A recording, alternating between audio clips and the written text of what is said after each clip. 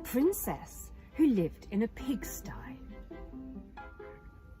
Once upon a time, there was a little princess who lived in a pigsty.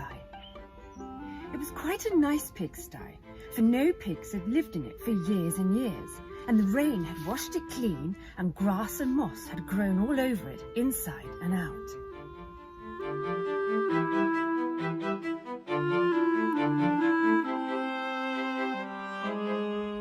When the little princess, who was on the lookout for a house, saw it, she clapped her hands and politely asked the farmer nearby if he would kindly lend it to her, which he did. So she mended the hole in the thatch roof with bracken and made a nice little bed of bracken inside. And when she had fixed it up, she made a little shelf on which to stand her cup and plate and loaf of bread, and there was the dearest little house imaginable. And the little princess was so pleased with it that she kept dancing first on one foot and then on the other.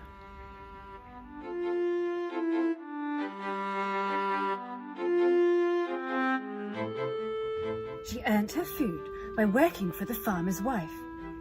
If she collected 12 eggs, she was allowed to keep one. And if she milked a cow, she might keep a mug full of milk. And if she helped on baking day, she could keep a little loaf of bread. And there was plenty of berries and nuts and mushrooms growing wild in the hedges and fields, which she might have for the picking.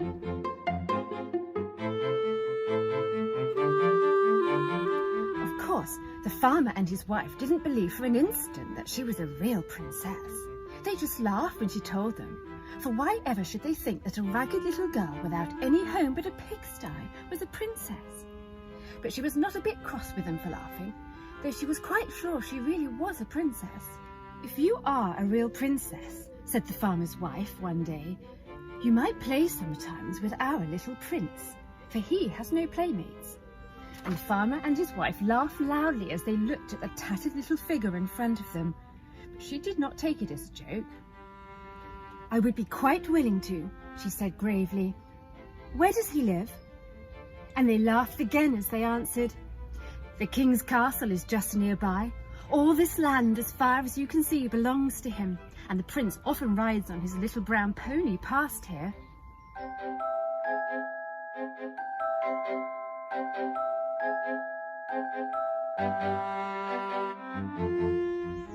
The little princess decided to look out for the prince, and the very next morning, as she was washing her hands and face in the stream, what should she hear but the pattering of horses' hooves?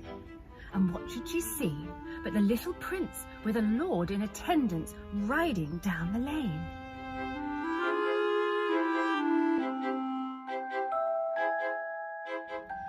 She hastily wiped down her face and hands on her tattered dress, smoothed her hair, and waited for her prince to come. But when the little prince came near and saw her watching, he glanced to see if the lord was looking his way, and he made a face at her and rode on. The little princess was horrified to think that a prince would do a thing like that. A few days later, the prince rode that way again, and as soon as he saw her, he made as ugly a face at her as he possibly could. And the little princess suddenly grew so angry that she was just going to do the same to him when she remembered, "I am a princess, and a princess should never do things like that." And she turned her face away quickly and went on with her work again. After that, the little prince always insisted on going that way for his morning ride, just so that he could make faces at the little ragged girl when his attendant wasn't looking. One day, early in the morning, the princess was eating her breakfast outside her house, when suddenly there came a crackling and crashing among the bushes, and in front of her the little prince pushed his way through. "Hello, rugged Robin," he called rudely. "Good morning," she answered. "How do you know my name?" "What is your name, you dirty little girl?" "I am Princess Robinetta. I'm not dirty, only torn." "You're a tramp, and tramps are always dirty," said the boy, coming nearer. "Not always," she replied, remembering hard all the time that she was a princess. "Not when they have such a nice place to wash in. and she pointed to the stream. "Where do you live?" asked the prince. So she showed him her little pigsty, and he peeped in.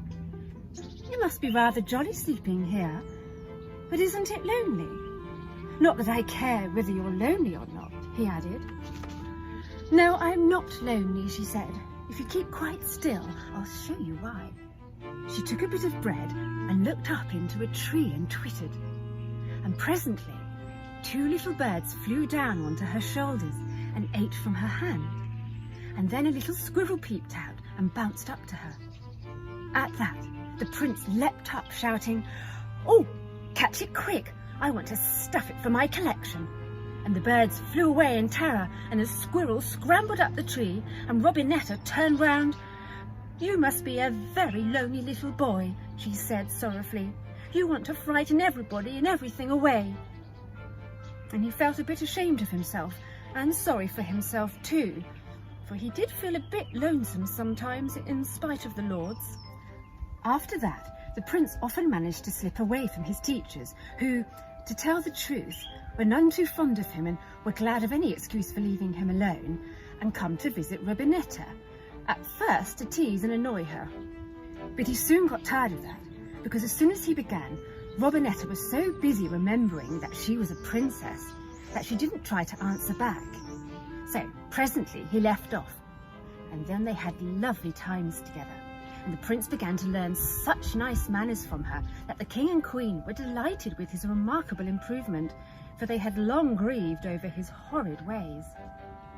But once his absence was discovered. Nobody knew where he was, so the king sent people in all directions to find him, and of course they soon came to Robinetta's little pigsty by the stream. And there the two were making a most delicious pudding of blackberries and nuts in a little pot over a fire of sticks.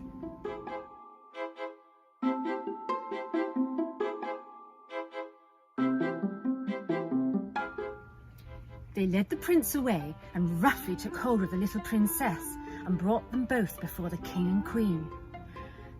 "If you please, your majesties, we found his highness playing with this dirty little girl," said one of the courtiers, pulling Robinetta forward with finger and thumb. "I'm very sorry, your majesties," said Robinetta politely. "The gentleman didn't give me time to wash my hands before I came, but it's only blackberry juice." She took care not to look at the prince's hands, because she did not want to disgrace him, but they were just as bad, and he had spilt some of the purple juice down his velvet tunic too. The king and queen looked somewhat surprised at the nice way in which the poor ragged little girl spoke, but they were more surprised still when the prince plucked up courage and pushed forward. "Father, mother," he said earnestly, "she's nice. She's taught me lots of nice things. I can get squirrels to eat out of my hand now, and the birds perch on my head. And she said I ought not to run away and play with her, but I would. And she's not a tramp. She's not dirty a bit, really. She's a princess. And oh, don't make me go away and not play with her anymore." The king and queen asked Roberta lots of questions then, and she answered so politely and nicely that they were really very much surprised, though she could not tell them how she was a princess, except that she knew she really was one. So they said, "Take her away, give her a bath and new clothes, and we will consider what shall be done with her." So Robinetta was led away, more gently this time, and the prince was taken to his chambers for a wash and another velvet tunic, very anxious as to what was to become of his little friend. Then the king gave orders for his ambassadors to make inquiries in all the countries round to find out if any little princess had been lost. But nobody knew anything about Robinetta. At last, the queen, who was a very kind lady, said, "Robinetta behaves like a princess, and we cannot prove that she is not one. Let us bring her up as our own daughter, and she can be a companion to our dear son." So, through the years, till they were grown up, the two shared their games and lessons, and the little prince grew up to be such a nice, kind man that the little princess, quite a lovely tall one now, fell in love with him, as he had long ago with her.